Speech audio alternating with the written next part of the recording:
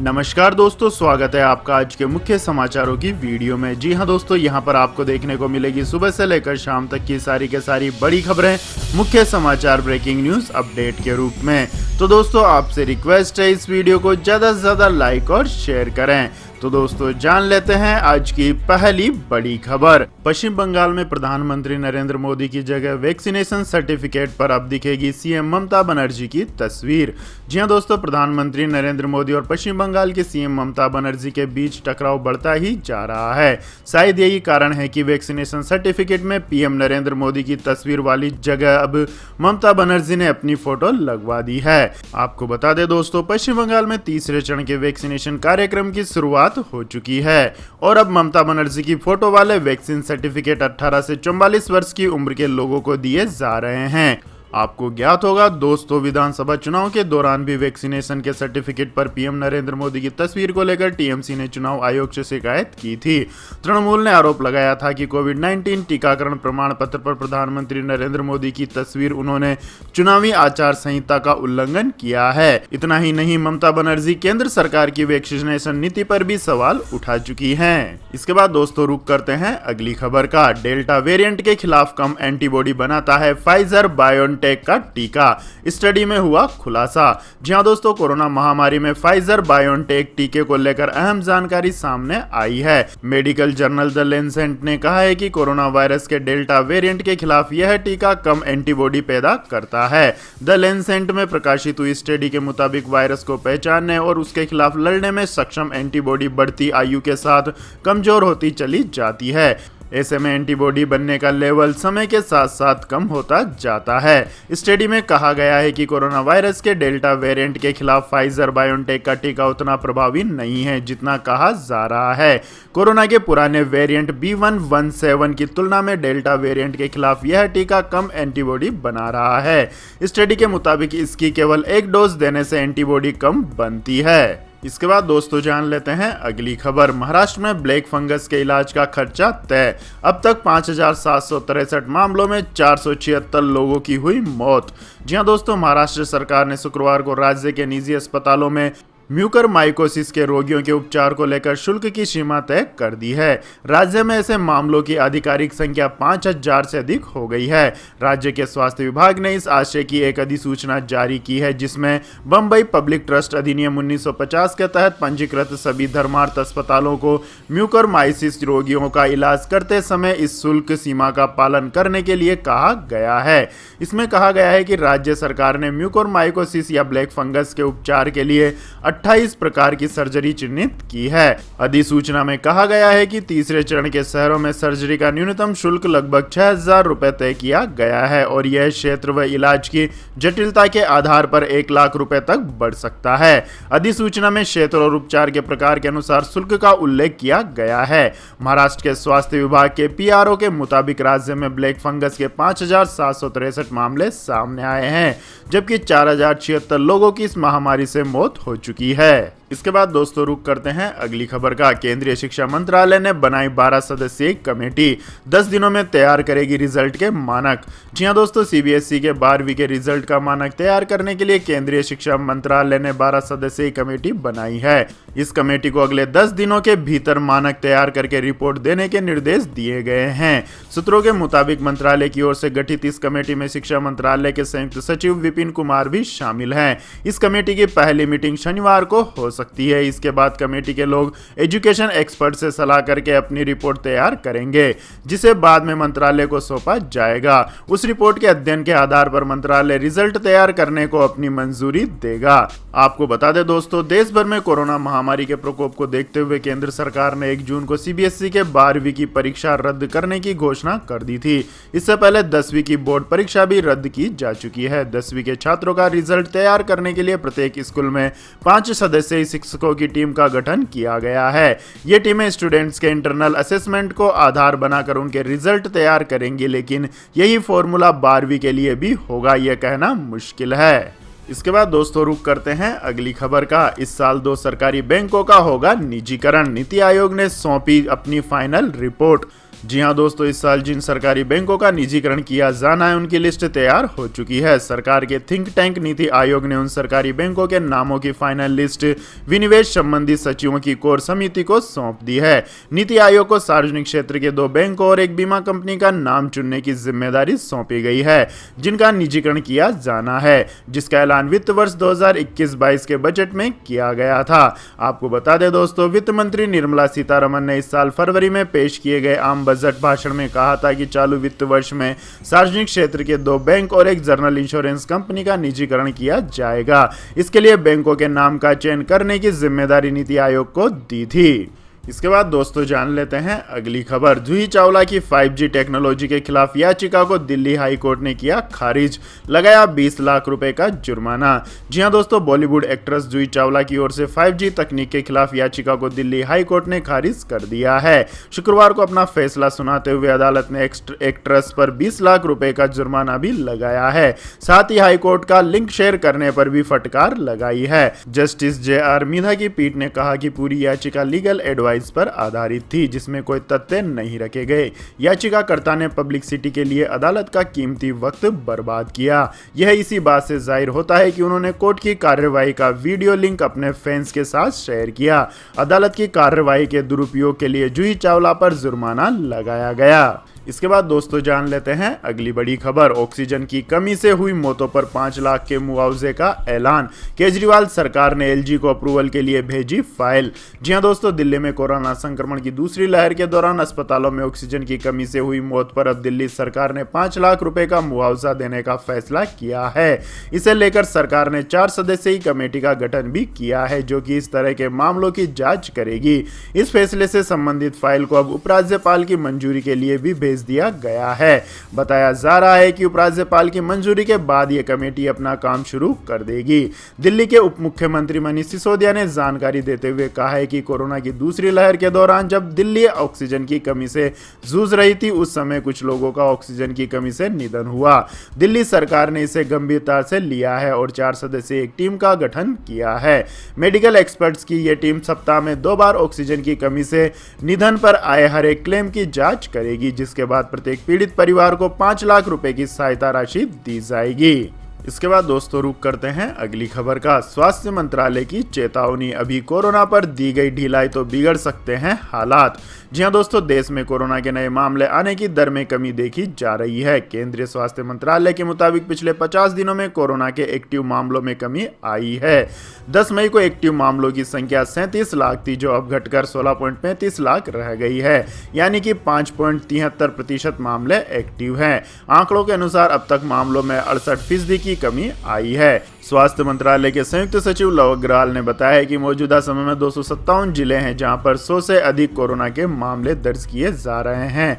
उन्होंने बताया कि पिछले 24 घंटों में जहां देश में 1.3 लाख मामले सामने आए हैं, वहीं स्वास्थ्य होने वाले लोगों की संख्या 74,000 से अधिक है। उन्होंने कहा कि देश में 32 राज्यों में रिकवरी अधिक है और नए मामले आने की संख्या कम है। 7 राज्यों में 10,000 से अधिक रिकवरी है।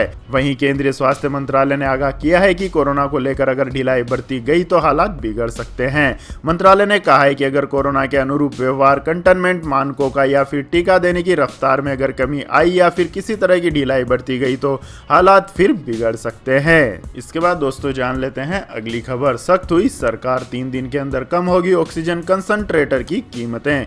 जी हां दोस्तों, कोरोना महामारी की दूसरी लहर में ऑक्सीजन कंसंट्रेटर की बढ़ती मांग के चलते इसकी कीमतों में भी इजाफा हुआ है। इसे देखते हुए सरकार ने अब सख्ती की है। ट्रेड मार्जिन की सीमा तय करते हुए कीमतों को 3 दिन के अंदर कम करने के आदेश दिए गए हैं। सरकार की तरफ से इसकी कीमत को नियंत्रित रखने के लिए डिस्ट्रीब्यूटर तक के लिए ट्रेड मार्जिन अधिकतम 70% तक रखने का आदेश दिया है। इसके अनुसार 3 दिन के अंदर कीमतों में बदलाव के लिए कहा गया है।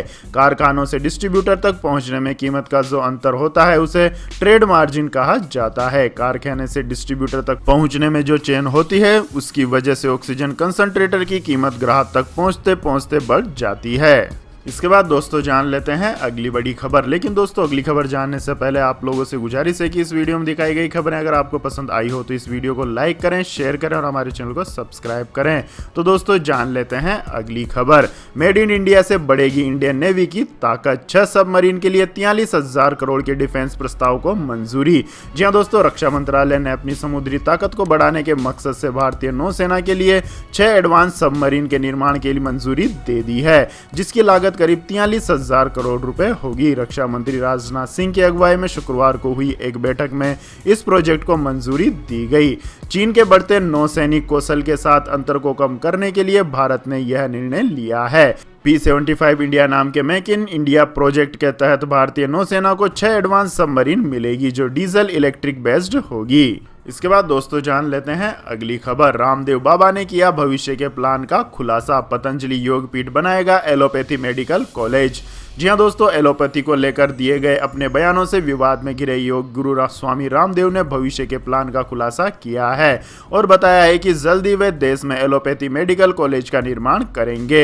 एक समाचार एजेंसी को इंटरव्यू देते हुए बाबा रामदेव ने कहा कि पतंजलि योगपीठ भविष्य में एलोपैथिक मेडिकल कॉलेज का निर्माण करेगा और योगपीठ द्वारा एलोपैथिक कॉलेज बनाने का मकसद एलोपैथिक MBBS डॉक्टर तैयार करना है। इसके साथ ही बाबा रामदेव ने एक बार फिर दोहराया कि वह एलोपैथी से जुड़ी दवा और डॉक्टरों का सम्मान करते हैं।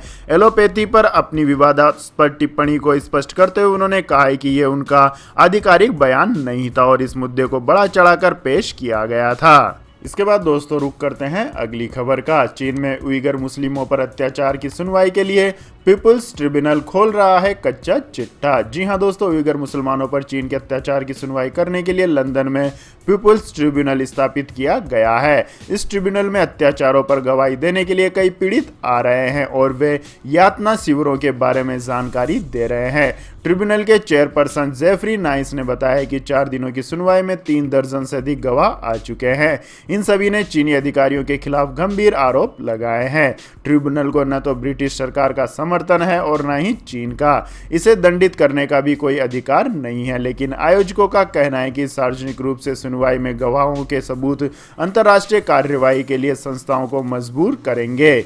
ब्रिटेन के बैरिस्टर नाइस का कहना है कि ट्रिब्यूनल चीन को जवाबदेही ठहराने का नवीनतम प्रयास है। शुक्रवार को सुनवाई में पहली गवाह शिक्षक कल्बिनूर सिद्दीकी बनी, जिन्होंने बताया कि वहां जानवरों जैसा व्यवहार किया जा रहा है। सुनवाई से पहले एक महिला ने बताया कि वह सिनजियांग में जब गर्भवती हुई तो उसका गर्भपात कराने के लिए मजबूर किया गया। इसके बाद दोस्तों जान लेते हैं अगली खबर। ब्रिटेन सरकार का बड़ा फैसला, 12 से 15 साल के बच्चों को लगेगी फाइजर की कोरोना वैक्सीन।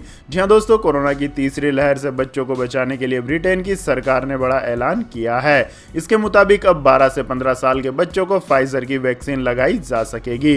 ब्रिटेन की ड्रग रेगुलेटर ने शुक्रवार को कहा कि कड़ी समीक्षा के बाद यह पाया गया है कि फाइजर बायोनटेक की वैक्सीन इस उम्र के बच्चों के लिए पूरी तरह से सुरक्षित है। ब्रिटेन की medicine and health care products regulatory agency की प्रमुख जून रेन ने कहा कि हमने बहुत ही सावधानी से 12 से 15 साल के बच्चों के क्लिनिकल ट्रायल का अध्ययन किया है। इसके बाद हम इस नतीजे पर पहुंचे हैं कि फाइजर बायोनटेक की कोविड-19 वैक्सीन सुरक्षित व प्रभावी है। इस वैक्सीन के जोखिम से कहीं ज्यादा फायदे हैं। उन्होंने बताया है कि इससे पहले यूरोप में 12 से 15 साल के बच्चों के लिए फाइजर की वैक्सीन को मंजूरी दी जा चुकी है। इसके बाद दोस्तों जान लेते हैं आज के मौसम अपडेट्स। दोस्तों आने वाले 24 घंटों के दौरान लक्षद्वीप, केरल, कर्नाटक, मध्य महाराष्ट्र, कोंकण और गोवा के कुछ हिस्सों, रायलसीमा, तमिलनाडु और पूर्वोत्तर भारत में हल्की से मध्यम बारिश के साथ कुछ स्थानों पर भारी बारिश भी हो सकती है। वहीं मराठवाड़ा, विदर्भ, दक्षिण पश्चिमी मध्य प्रदेश और गुजरात क्षेत्र के कुछ हिस्सों हल्की से मध्यम बारिश के साथ 1-2 स्थानों पर तेज बारिश हो सकती है। तेलंगाना, आंध्र प्रदेश, छत्तीसगढ़ के कुछ हिस्सों, पूर्वी मध्य प्रदेश और पश्चिमी हिमालय में हल्की से मध्यम बारिश हो सकती है। वहीं पंजाब और दक्षिण पूर्वी राजस्थान के कुछ हिस्सों में चिटपुट बारिश और गरज के साथ छींटे पड़ सकते हैं। इसके बाद दोस्तों जान लेते हैं आज के सोने और चांदी के भाव। तो दोस्तों सोने एवं चांदी की कीमतों में आज गिरावट का रुख रहा। HDFC सिक्योरिटीज की ओर से उपलब्ध कराई गई जानकारी के मुताबिक राष्ट्रीय राजधानी में सप्ताह के आखिरी कारोबारी सत्र में सोने के भाव में 388 रुपए प्रति 10 ग्राम की टूट देखने को मिली। इससे शहर में सोने का भाव 47,917 रुपए प्रति 10 ग्राम पर आ गया है। इससे पिछले सत्र में सोने का भाव ₹48,305 प्रति 10 ग्राम था। वहीं बात करें दोस्तों चांदी की, तो चांदी की कीमतों में ₹920 प्रति किलोग्राम की गिरावट देखने को मिली है। इससे शहर में चांदी की कीमत ₹69,369 प्रति किलोग्राम पर रह गई। इससे पिछले सत्र में चांदी की कीमत ₹70,289 प्रति किलोग्राम पर थी। इसके बाद दोस्तों जानते हैं अगली खबर। पेट्रोल के बाद अब डीजल ₹100 की और 2021 में करीब ₹12 हुआ महंगा। जी हां दोस्तों, पेट्रोल डीजल की कीमतों ने अब तक के सारे रिकॉर्ड तोड़ दिए हैं। देश के 135 डिस्ट्रिक्ट में पेट्रोल के दाम ₹100 के पार जा चुके हैं। सिर्फ इस साल की बात करें तो पेट्रोल की कीमतें अब तक करीब 13% बढ़ चुकी हैं। लगातार 2 दिन की शांति के बाद आज पेट्रोल और डीजल के दाम फिर से बढ़े हैं। पेट्रोल 26 से 27 पैसे प्रति लीटर महंगा हुआ है, जबकि डीजल के दाम 26 से 30 पैसे प्रति लीटर तक बढ़े हैं। अंतर्राष्ट्रीय बाजार में कच्चा तेल $71 प्रति बैरल पर ट्रेड कर रहा है, जिससे आगे भी कीमतों में बढ़ोतरी रहने की आशंका बनी हुई है। इसके बाद दोस्तों जान लेते हैं अगली बड़ी खबर। अमेरिका में ग्रीन कार्ड पर हर देश के लिए 7% की सीमा हो सकती है खत्म, भारतीयों को होगा फायदा।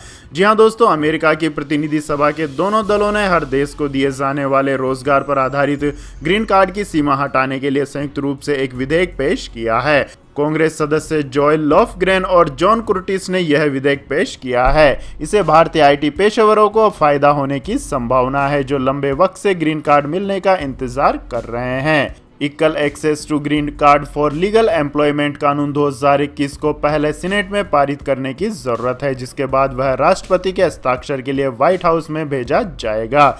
स्थायी निवासी कार्ड के तौर पर आधिकारिक तौर पर पहचाने जाने वाले ग्रीन कार्ड अमेरिका में एक सबूत के तौर पर प्रवासियों को जारी किया जाता है, जिससे उन्हें स्थायी रूप से रहने का विशेष अधिकार मिल जाता है। इसके बाद दोस्तों जान लेते हैं अगली खबर। हरदीप सिंह पुरी का बड़ा बयान, इस साल के अंत तक हो सकता है एयर इंडिया का प्राइवेटाइजेशन। जी हां दोस्तों, central aviation minister Hardeep Singh Puri ने नकदी की कमी से जूझ रही एयर इंडिया को लेकर बड़ा बयान दिया है। उन्होंने कहा है कि एयर इंडिया का विनिवेश इस साल के अंत तक होने की संभावना है।